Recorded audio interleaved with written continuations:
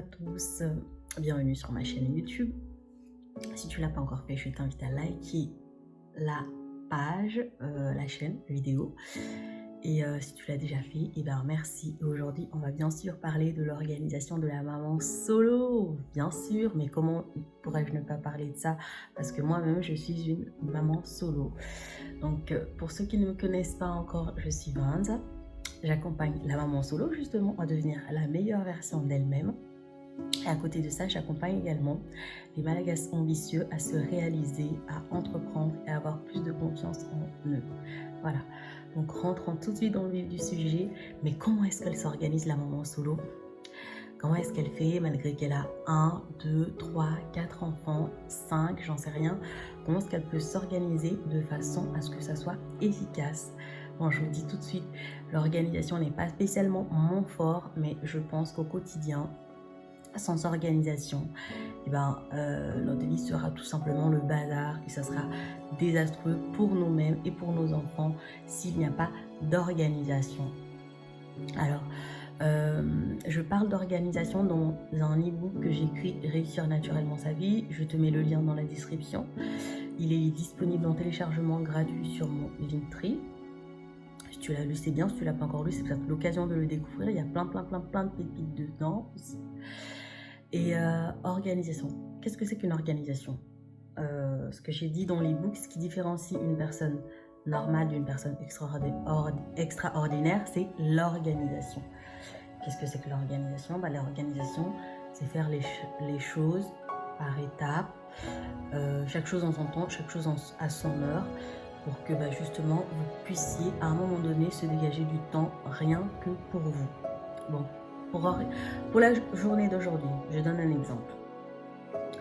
La veille, j'ai déjà plus ou moins listé dans ma tête quels sont les essentiels que j'ai à faire aujourd'hui et quelle tranche de temps est-ce que je passe avec les enfants et à quel moment est-ce que je fais ci, à quel moment est-ce que je fais ça.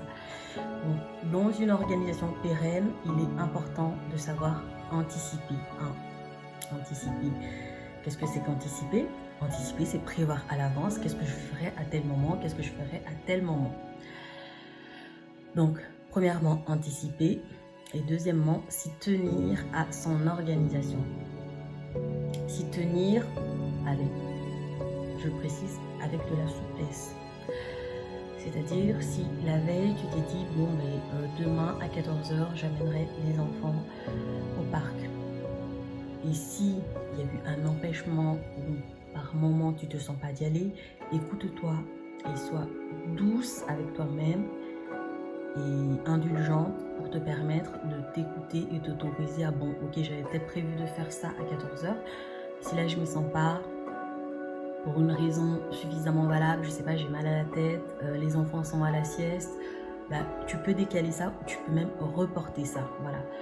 Donc, s'y tenir à son organisation avec de la souplesse. 2. Et ensuite, savoir bien répartir en fait le temps pour ne pas être absorbé que par une activité. Je m'explique. Perso, je suis assez maniaque. Qui dit maniaque, extra maniaque même parfois. Et Dieu sait que mes enfants en prennent un coup des fois.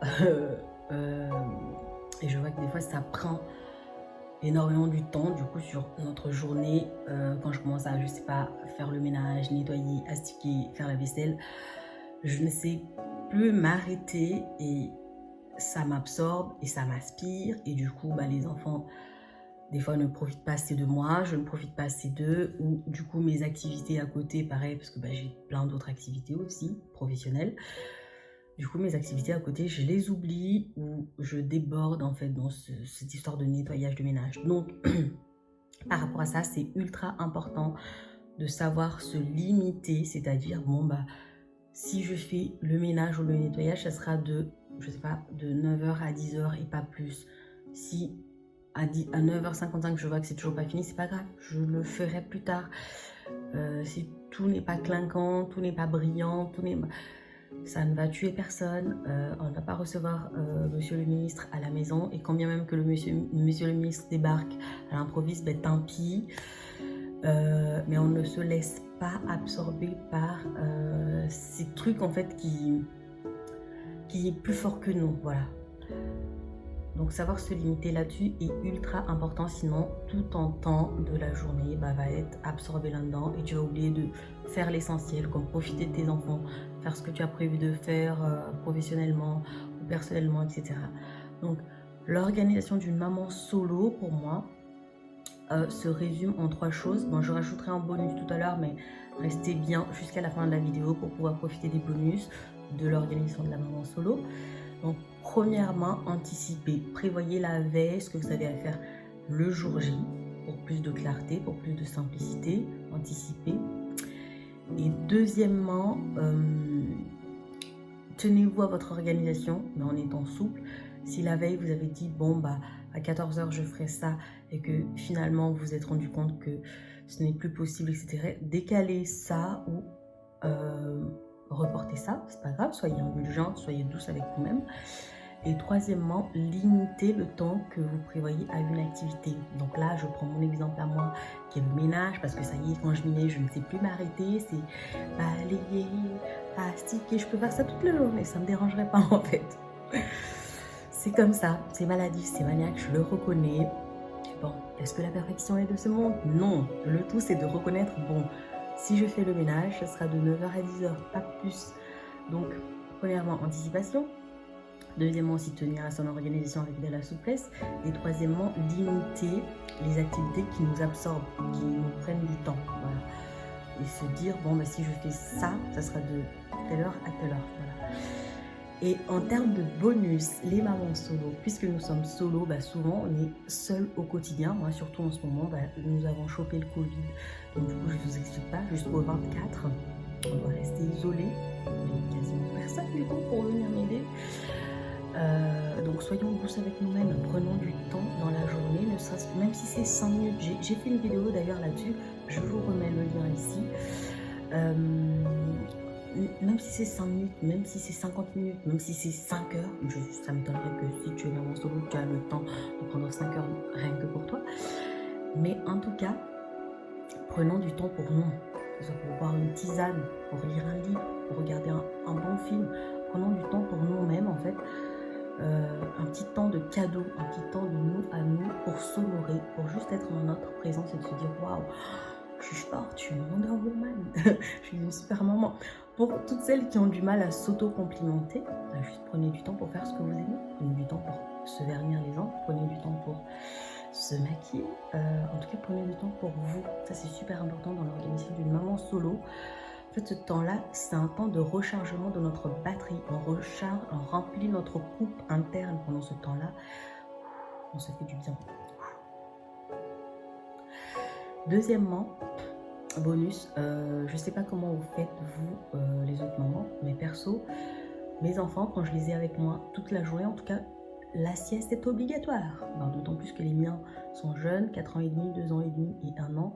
La sieste est obligatoire. Pendant ce temps-là, je peux faire ma vidéo, là, je peux faire autre chose que j'ai envie de faire, mais en tout cas, la sieste est obligatoire. Même si c'est 1 heure minimum, il faut les mettre à la sieste. Et puis, à ce qui paraît, c'est très bon pour leur croissance de faire la sieste. Donc, sieste obligatoire, deuxième bonus. Et troisième bonus, réquisitionner du monde autour de vous quand vous le pouvez, bien sûr. Bon, là, en ce moment, on est en isolement à cause du Covid, mais dès qu'on pourrait reprendre le cours de la vie normale, j'ai ma tante, j'ai une nounou, oui, l'heure de babysitting est chère, mais bon, débrouillez-vous pour trouver le budget pour ce faire. En fait, réquisitionner du monde autour de vous pour garder les enfants de temps en temps et encore une fois, pour se dégager du temps pour vous, en fait, parce que plus on est seul, plus c'est important, en fait, de trouver un moment gracieux, un moment agréable pour nous-mêmes. Voilà, c'est ultra, super, méga important. Chaque fois que tu peux, chère maman solo, chaque fois que vous pouvez, chère maman solo, précieuse maman solo, et prenez du temps pour vous et faites du off.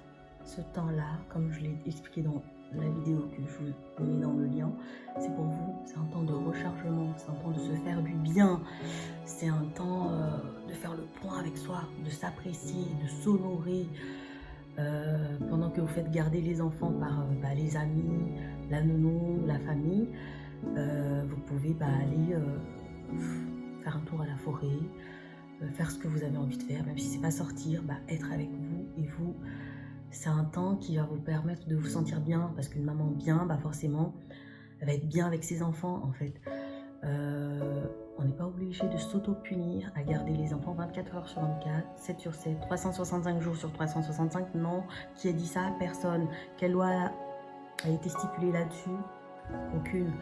Donc, moi je vous dis, en bonus, vraiment c'est super important de s'octroyer du temps pour soi, réquisitionner notre entourage pour ça. Et ensuite, la sieste est obligatoire. Voilà, sauf si ne veulent plus. Si c'est des enfants plus grands, je pense que c'est important que vous communiquiez avec eux, que vous leur dites, pendant ce temps-là, maman, elle a besoin de respirer, elle a besoin de temps pour elle, donc merci de respecter ce moment-là. T'es gentil, mon bébé. Voilà. Franchement, t'es une maman solo. J'ai envie de dire que t'es déjà une championne. Donc sois fière de toi. Et sois douce avec toi et sois indulgente avec toi, parce qu'il y en a beaucoup qui vont te lancer des pics. Je sais pas si c'est fait exprès ou pas, mais c'est pas grave. N'en fais pas une affaire personnelle. Juste tous les soirs, avant de te coucher, dis-toi que tu as assuré. Tes enfants, ils ont survécu. Tu as survécu. Et c'est parfait comme ça. C'était Vanja. J'ai été ravie de partager cette vidéo avec vous. Likez, partagez et abonnez-vous à ma chaîne. Et à bientôt. Bye bye.